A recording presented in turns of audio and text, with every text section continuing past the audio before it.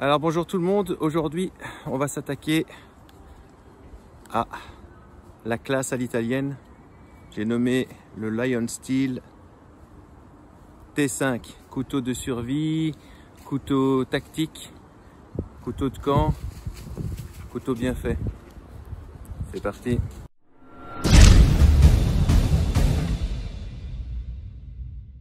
Bonjour à tous, donc ici la classe à l'italienne, comme je disais, donc Lion Steel. J'ai souvent hésité avant d'en acheter parce que bon, déjà c'est très souvent des étuis en cuir, pas que mais souvent.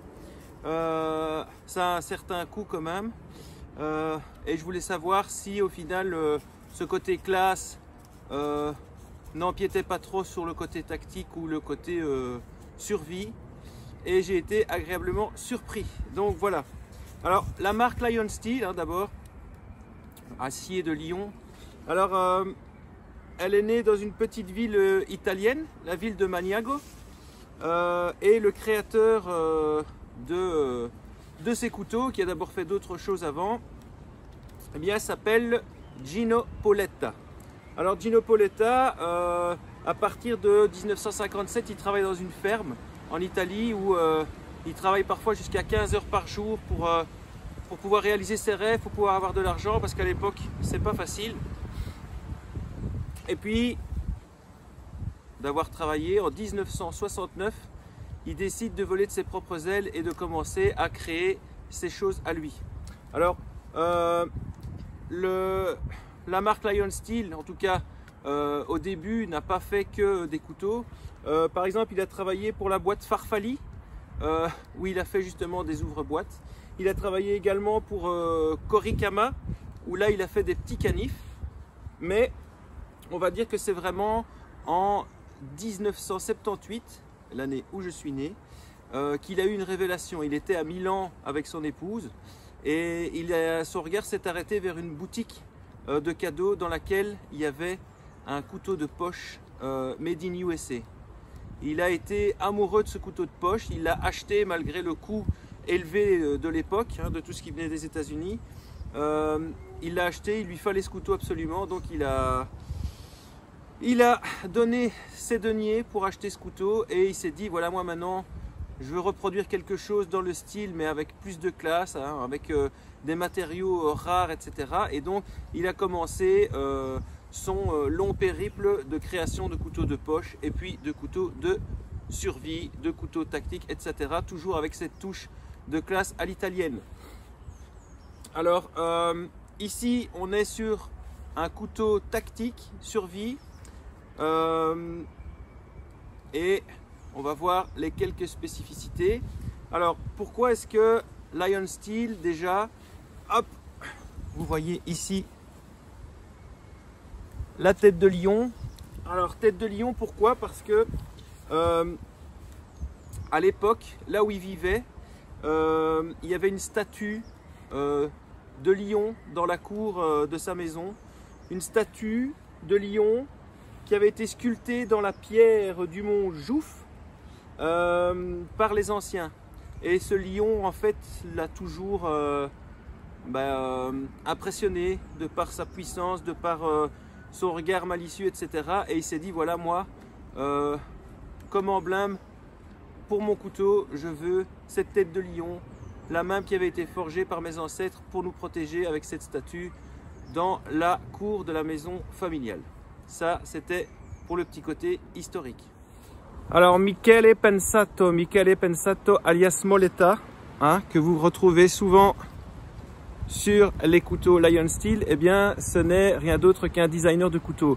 Alors Moletta, comme tout le monde l'appelle, c'est quelqu'un qui a fait énormément de couteaux, qui a fait énormément d'apprentissage sur tout ce qui est logiciel de découpe 3D, etc. pour les lames de couteau, qui connaît essentiellement les couteaux au niveau de tout ce qui est design, etc. mais qui est également un aventurier et qui a aussi fait pas mal de choses sur le côté, et donc qui a pu se rendre compte sur place pendant ses périples de ce qu'était un bon couteau et un mauvais couteau.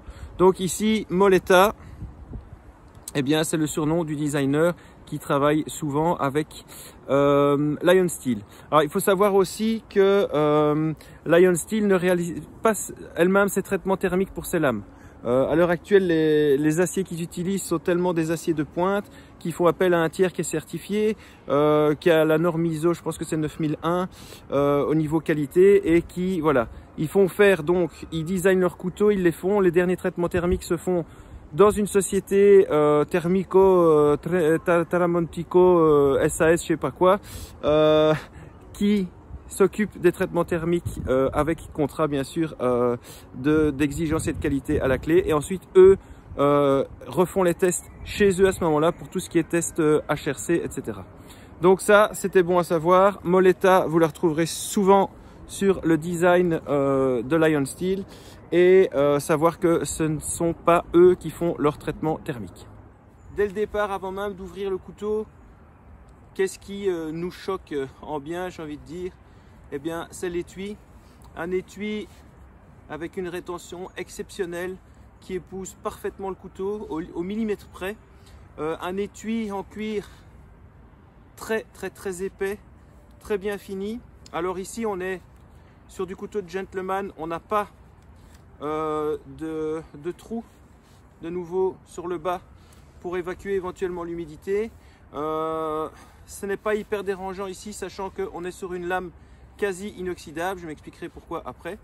Au niveau donc de l'étui, vous avez la marque Lion Steel Knives qui est frappée dessus. Vous avez la certification qualitative de la manufacture Made in Italy. Les coutures sont super bien faites, elles auraient pu être un petit peu mieux finies au niveau du collage, hein. Vous voyez sur le dessus par exemple ici, là je trouve que pour le prix, voilà. Maintenant, est-ce que c'est chez eux ou est-ce que c'est dans le transport que ce truc là c'est un peu défait? Ça me dérange pas, mais voilà. Pour le reste, donc nous avons un étui cuir hyper classe avec une pression de rétention ici avec la tête du lion et une deuxième pression ici avec la tête du lion. Alors, ça sert à quoi tout ça? Eh bien, tout simplement, nous avons différents types d'accroches. On a l'accroche standard avec le passant ceinture, qui, la ceinture ne doit pas être trop grosse, mais pour une ceinture traditionnelle, c'est tout à fait acceptable.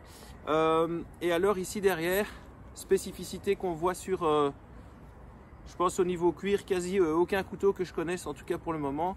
On a un système molly pour certains. Donc ici, en fait, quand vous ouvrez la pression, eh bien, vous pouvez sortir la patte de cuir ici et vous avez les entrelacements molles qui vous permettent par exemple de pouvoir l'accrocher en tactique sur un sac à dos, sur un gilet pare-balles, sur n'importe quoi de molle avec des pressions de top qualité.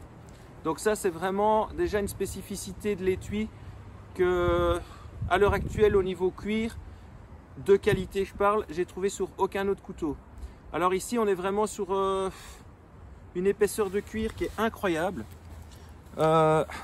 Regardez-moi cette épaisseur de cuir, regardez-moi la justesse des finitions aussi. Voilà, ça c'est vraiment impressionnant. Et vous avez vraiment 4 couches, vous pouvez les voir ici, de cuir. 4 couches énormes. Et bien sûr, aucun jeu, aucun bruit. Donc c'est là qu'il a toute son importance au niveau tactique, c'est que ce couteau ne fait aucun bruit. Alors d'habitude, je ne suis pas du tout fan des étuis en cuir. C'est aussi pour ça que j'ai hésité pendant un petit temps à l'acheter, en me disant voilà, c'est un couteau outdoor, c'est un couteau tactique. Les étuis en cuir, je ne suis pas super fan. Mais alors celui-ci est vraiment terrible. Ce que je reprochais à la plupart des couteaux étui cuir, c'est que quand on sort le couteau, souvent on coupe le cuir. Alors ici, ça a vraiment été super bien usiné, parce que quand on ouvre ici, voilà, quand je sors la lame, je vais essayer de laisser, voilà, quand je sors la lame ne touche pas le passant en cuir. Quand je rentre la lame ne touche pas le passant cuir et se referme très bien. Donc, encore une fois, du peu que j'y connaisse en couteau et du peu de couteaux que j'ai déjà testé dans ma vie, et c'est déjà pas mal, j'ai jamais vu un étui cuir où la lame ne touche pas le passant quand elle rentre dans l'étui. Alors bien sûr, vous allez me dire, c'est à nous de maintenir le pouce. Oui, très bien. Mais ici, en tout cas, on ne doit pas le faire. On ouvre, clac, on sort la lame ne touche pas. Donc ça, c'est pour moi vraiment un étui exceptionnel. Les passants molles sont ici. La tête de lion, la croche, la classe à l'italienne. Hop, une fois que celui-ci est sorti de son étui, ben, qu'est-ce qu'on voit direct?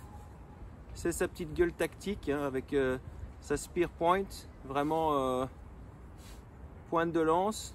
Alors je vous ferai un zoom sur le couteau pour les caractéristiques vraiment techniques après. Et ce qui nous choque dès le départ aussi en bien, c'est que on est bien sûr sur full tank plate semelle, mais d'un côté plate semelle et de l'autre côté un manche plein. Alors comment est réalisé ce manche, on va le voir. Par contre au niveau de la prise en main, c'est assez exceptionnel puisque ici on a un seul morceau de micarta de ce côté-ci. Alors le couteau a un léger talon dépassant. Alors le talon dépassant pour moi ne peut pas s'utiliser en prise normale parce que on risquerait d'abîmer le micarta. En prise inversée comme ça, et pour moi c'est quand même un petit peu dangereux. Donc ici j'émettrai à certains bémols, soit ils auraient dû faire un talon dépassant, plus dépassant sur toute la longueur, soit de pas en faire du tout. Et voilà, on le sait. Mais là comme ça, ça pourrait endommager le micarta. Vous voyez ici que voilà, ils ont décidé de faire un demi-talon dépassant et pour moi ça pourrait endommager le micarta. Pour le reste, voilà, vous avez un contre-tranchant qui lui donne sa gueule tactique, qui n'est pas affûté. Vous avez une lame qui est très épaisse, hein, et vous voyez le bout de la lame, la pointe, qui est tout aussi épaisse. Vous avez un finger guard, une garde pour les doigts, qui est vraiment exceptionnelle, que ce soit en prise normale, que ce soit en prise inversée. Ça nous permet vraiment de ne pas glisser dans certains moments de fatigue ou même quand on se bat pour sa liberté. Eh bien voilà, vous voyez le manche qui est vraiment top. Alors ici, vous avez un petit arrondi. Il n'y a aucun hotspot quand vous travaillez à la journée. Ça reste un couteau qui pour moi est un super bon couteau de camp. Mais il ne faudra pas commencer à faire des coupes à la volée pendant 3 ans avec. Du petit bâtonnage, ok, mais peut-être pas du gros bâtonnage non plus. Ça va être vraiment un super outil multifonction, mais c'est pas une hache. Au niveau du dessus de la lame, vous avez un mini jimping ici. Je ne sais pas trop à quoi il sert. Je pense que c'est juste pour faire joli et faire la jonction avec l'emplacement du pouce, qui par contre a été super bien étudié parce que le pouce se marie vraiment bien sur le dessus. La prise en main est vraiment géniale. Pas besoin de finger choil ici. On a un gros casse-goutte qui nous permet de bien aiguiser le couteau sans abîmer le manche. Et le couteau est tellement court et tellement précis qu'on n'a pas besoin de finger choil pour faire des coupes de précision. Voilà. Alors, autant vous dire qu'il est ultra rasoir en sortie de boîte. Maintenant, on va voir vraiment ses qualités techniques. On va parler un peu de l'acier et de l'usinage du manche. Alors voilà la bête. Donc ici, on est bien sur le designer Moletta. On est bien sur le Lion Steel Up Made in Italy en Niolox. Alors l'acier Niolox, on va voir après ce que c'est. Ici donc pour les caractéristiques générales du couteau, donc on est sur une hauteur de 3,5 cm, hein, qui est vraiment une hauteur idéale pour un couteau du camp mixte. On est sur une longueur totale de 25 cm, sur une longueur de lame de 12,8 cm et sur une épaisseur de lame de 5 mm. Alors 5 mm au plus gros ici, puisque vous avez le faux contre-tranchant qui vient un peu épurer la lame. Voilà, on a ce fameux talon dépassant, un passant dragon et on a deux accroches ici. Alors, on peut voir ici vraiment le finger guard qui est vraiment très épais, qui est vraiment top. La position du pouce ici. Alors, autant dire tout de suite que tous ces bords sont arrondis, donc on ne grattera même pas de fire steel, ça sert à rien, ça fonctionnera pas. Éventuellement on pourrait le gratter ici, mais j'aurais peur d'abîmer ma lame, donc faites appel à un grattoir comme d'habitude. Le jimping ici, pour moi c'est pas un jimping, c'est juste une transition pour le pouce. Et alors l'acier Niolox, voilà ici, c'est quoi de l'acier Niolox? Alors c'est de l'acier, on va dire, qui est quasi inoxydable parce qu'il est à 12,7% de chrome au lieu de 13, mais ça veut dire qu'il résiste très très bien. Alors Niolox, dedans, pourquoi Niolox? Parce que dedans on a du niobium. Alors c'est aussi un composant qui participe à la dureté et l'élasticité du couteau.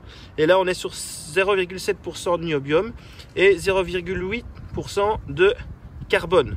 Donc on est déjà sur voilà, sur un très bon acier assez souple, qui est entre 58 et 60 HRC. Alors l'acier ici inoxydable, c'est un acier allemand, le Niolox.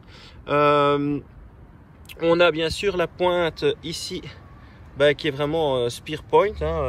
Quand vous regardez ici, on est vraiment symétrique en spear point ici. On est sur une émouture plate. On peut dire plate partielle, mais elle est quasi plate en fait, avec un aiguisage occidental à 20 degrés, comme la plupart du temps, j'ai envie de dire. Alors pour le reste, par contre, le manche, vous voyez qu'ici le manche est usiné en une seule pièce, avec un espèce de relief de soleil levant, comme ça, typique à Lion Steel. Et derrière, vous avez la lame full tank, je rappelle, qui vient s'ancrer dans le manche.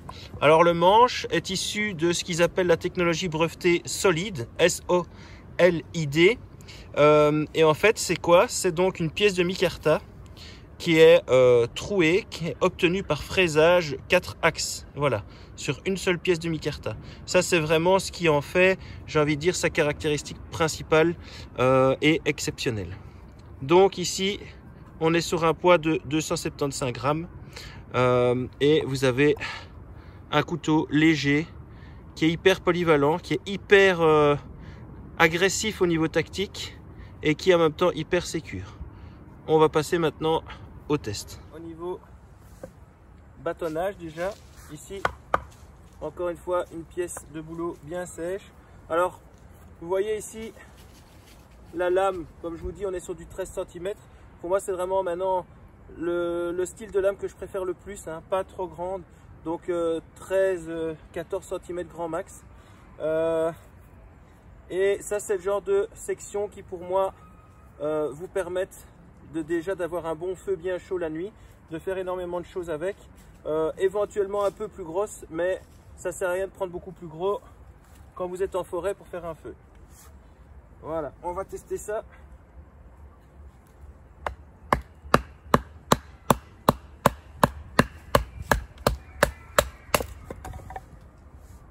Voilà.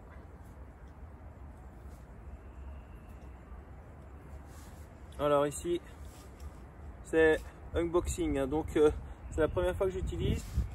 Je vois déjà au niveau du coating des légères marques de bâtonnage, mais bon, ça, il fallait s'y attendre. Ici, la finition un peu stonewashed est sympa, mais elle va forcément à un moment probablement disparaître un peu avec les frottements pour le bâtonnage. Cela dit, ça fait le travail.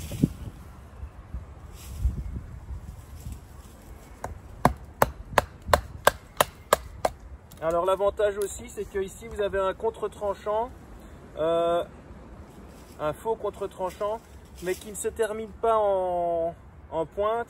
On va dire qu'on passe de 5 mm à 3 mm. Ça nous permet de ne pas trop abîmer la batte quand on tape. Parfois vous avez des couteaux avec des contre-tranchants beaucoup plus fins et quand on tape dessus, au final la batte au bout d'un moment on peut l'acheter. Ici ça fonctionne très bien.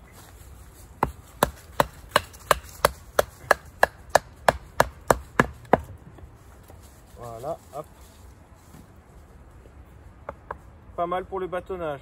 Je ne ferai pas du gros bâtonnage avec, ce serait dommage de niquer l'aiguisage direct. Alors le Neolox il a quand même une certaine retenue au niveau de sa tenue de tranchant, hein. Il est quand même bien étudié pour ça.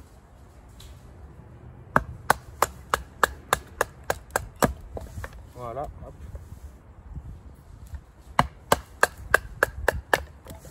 Voilà, ici moi je ne ferai pas de plus grosse section avec ce couteau là qui n'a pas une lame Scandi, qui est quand même une émouture plate, donc forcément au niveau des coupes de précision ça va être super. Au niveau de l'éclatage du bois, on n'est pas sur une lame un peu type coin et donc ça va rentrer facilement, mais ça va écarter plus difficilement. On le sent tout de suite quand on pratique. C'est pas une lame qui est faite pour splitter le bois. Ça peut servir, mais elle n'est pas faite pour ça à la base. Ici, elle est clairement faite pour piquer, pour se battre et pour aiguiser et couper avec précision. Cela dit, voilà, ici j'étais dans un nœud, ça l'a passé facile. Comme c'est une lame qui est censée être tactique, voire militaire aussi, ça doit pouvoir le faire comme n'importe quel autre couteau de survie. Voilà, voici la lame après le premier bâtonnage. Vous voyez qu'il y a déjà énormément de traces. Alors ces traces là, je vais pouvoir les faire partir avec du produit dans un premier temps, mais on verra si à la longue le coating s'en va ou pas. En tout cas, au niveau de la lame, il n'y a pas, au niveau du tranchant, il n'y a pas la moindre friture. Et le bois était quand même assez solide. Le bois de bouleau, c'est pas le bois le plus dur, mais il était quand même assez solide. Donc maintenant, on va voir au niveau feather stick.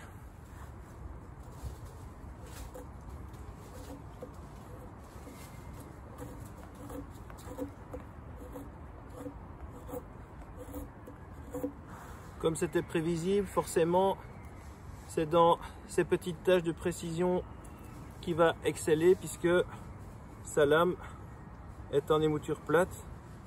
J'ai même pas l'impression que je coupe du bois en fait. Ça glisse tout seul. Voilà.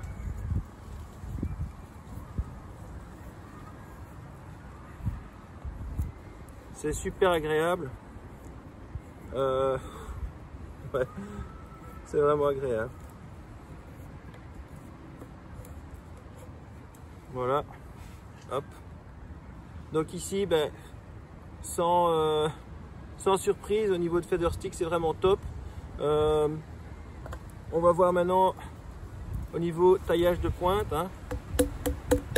Alors ici, je fais de la mini volée, on va dire ça comme ça. On sent qu'il y a quand même une inertie dans le couteau. Hein. Une petite inertie, mais qui n'est pas négligeable. Et voilà, au niveau tailler des pointes, j'ai envie de dire c'est un jeu d'enfant. Ça va très vite, trop vite même, c'est presque dommage. Hop, voilà, vous avez vraiment, voilà, on sent vraiment l'aiguisage, j'allais dire de pointe sans faire de jeu de mots, mais c'est vraiment ça. Vous avez vraiment, voilà, c'est vraiment trop agréable de pouvoir faire des trucs pareils. Le couteau pèse pas très lourd, donc en plus dans la main, vous avez l'impression que vous n'avez pas grand chose. Hein. Il n'y a aucun effort, je dis bien aucun effort à fournir. C'est même scandaleux. Voilà, donc celui-là pour le wood carving, ça pourrait aussi le faire. Alors vous allez me dire c'est contradictoire parce que souvent on utilise des Scandi. Bien sûr on utilise des Scandi parce que ça rentre beaucoup mieux dans le bois. Mais pour vraiment les coupes vraiment de précision, top, vraiment top. Et comme je vous ai dit, pour tout ce qui est légère volée, on sent qu'il a quand même une petite inertie. Alors on le prend sur cette partie là ici, ça peut faire un petit peu mal parce que la découpe du micarta est assez agressive sur le fond, mais voilà, ça va très vite quand même.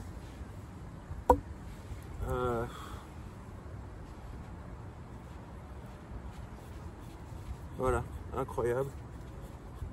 Pour ceux qui ne veulent pas s'emmerder à faire des feather sticks, eh ben, hop, on fait des copeaux comme ça. Et c'est pareil aussi. Voilà. Et on peut vraiment faire ça, mais avec une précision de dingue. Voilà. Super sympa. On va voir maintenant s'il décroche bien au niveau des écorces de bouleau et pour pouvoir allumer un feu après. Je vais pas le tester avec le Fire Steel, ça sert à rien, c'est un peu comme le SE5. Les bords sont un petit peu arrondis. Alors ici vous avez au niveau du pouce une légère arête que vous pourriez éventuellement reprendre à la meule pour faire un emplacement Fire Steel. Vu le design du couteau et l'excellence des finitions, ce serait peut-être dommage.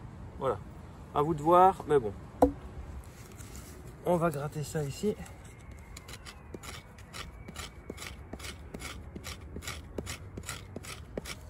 Autant vous dire que ça marche très bien. Ça marche très très bien. Donc ça c'est aussi important au niveau du grattage, ce qu'on peut vite obtenir en très peu de temps. Hop. Ouais, on va le voir comme ça.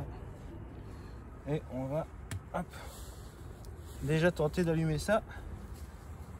Voir ce que ça donne.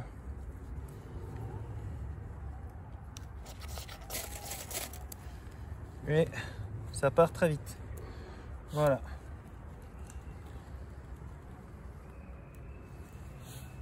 En 3 secondes, on s'allume un feu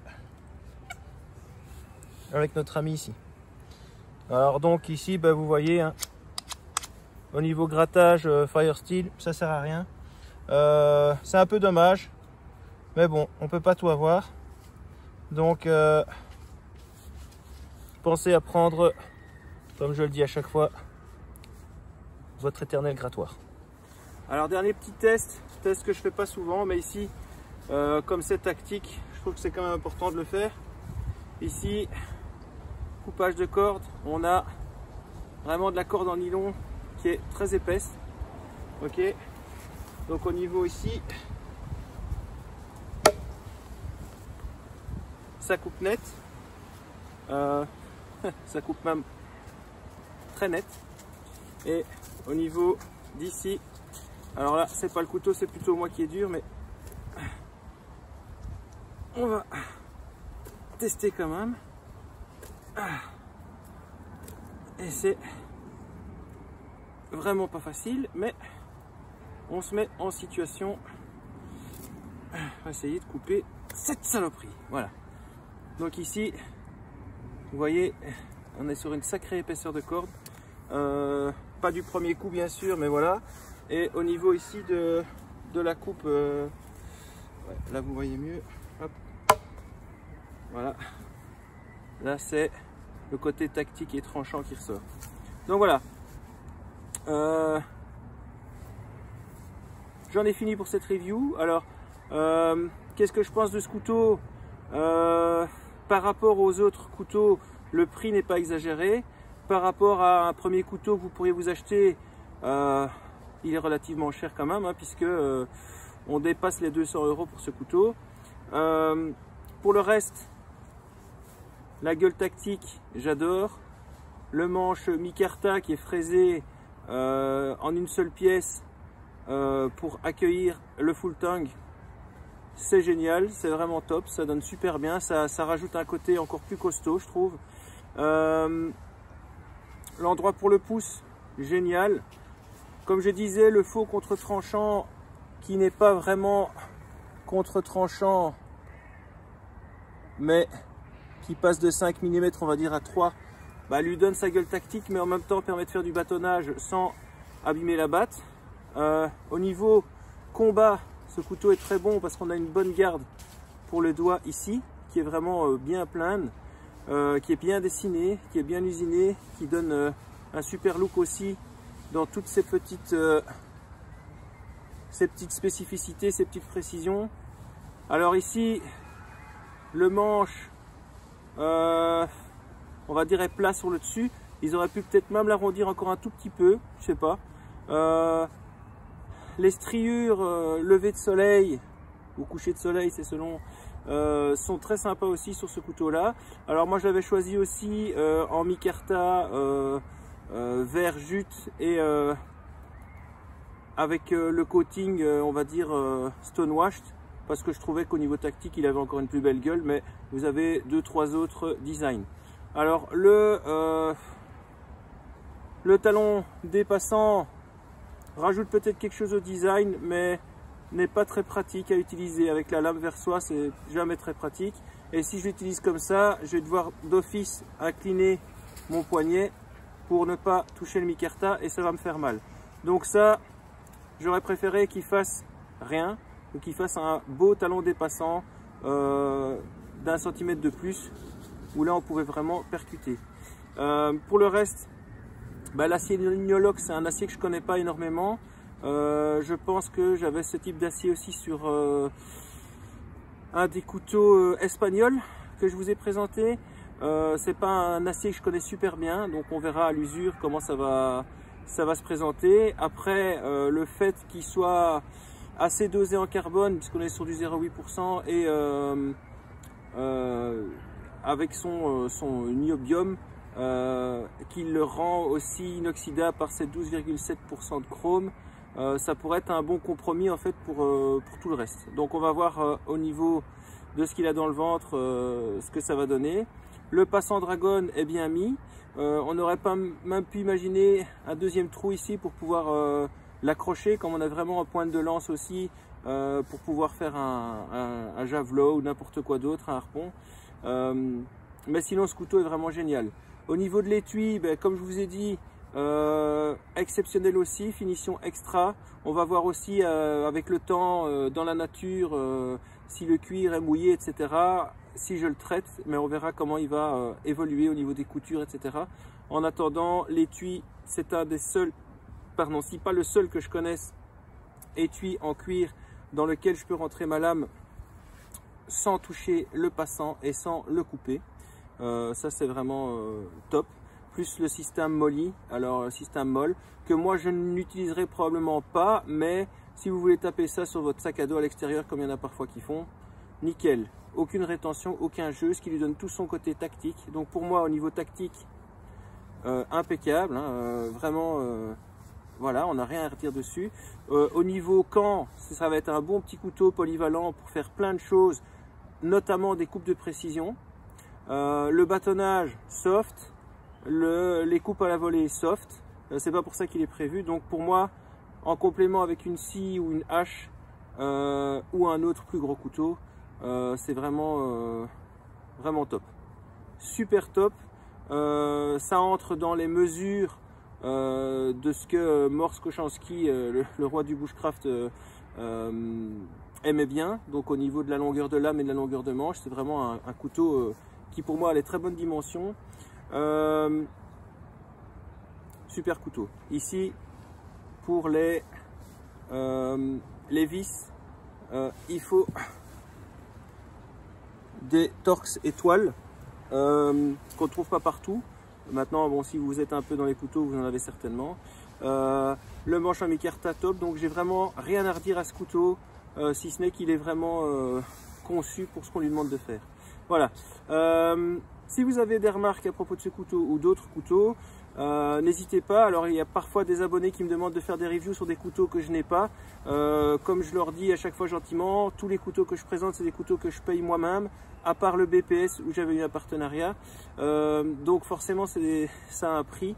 Je ne peux pas me permettre d'en acheter tous les mois ou toutes les semaines. Mais à chaque fois que vous me parlez d'un couteau, je vais voir ce couteau. Je vais voir un peu au niveau des aciers sur mon appli d'acier de couteau ce que ça vaut. Et en tout cas, il n'y a rien qui est laissé à rien. Quand vous me parlez d'un couteau, même si je vous dis voilà, c'est pas mon style ou ci ou là, je vais toujours me renseigner, je vais toujours voir. Si je peux parfois vous apporter des réponses que vous n'avez pas sur ce couteau que vous me montrez, je vous le dis. En tous les cas, tous les couteaux que j'ai pas testés sur le terrain, ben, je les ai pas testés sur le terrain. Et j'espère encore en tester plein d'autres, mais pour ça, voilà. Tant que j'aurai pas gagné à l'euro-million ou tant que j'aurai pas des partenariats avec des marques qui me font qui m'envoient des couteaux gratos, eh ben ce sera avec mes deniers propres. Voilà, ça c'est dit. Les gars, c'est ainsi que se termine la review du Lion Steel T5 Designer Moletta. Super couteau tactique, super couteau de camp. Si vous avez aimé ça, eh bien n'hésitez pas à me mettre un pouce bleu. N'hésitez pas à vous abonner à ma chaîne aussi parce que pour le référencement c'est super important. N'oubliez pas aussi mon école de survie qui a de plus en plus d'adhérents. Alors ici je viens d'avoir un partenariat avec une personne très cool et très sympa dans le Morvan.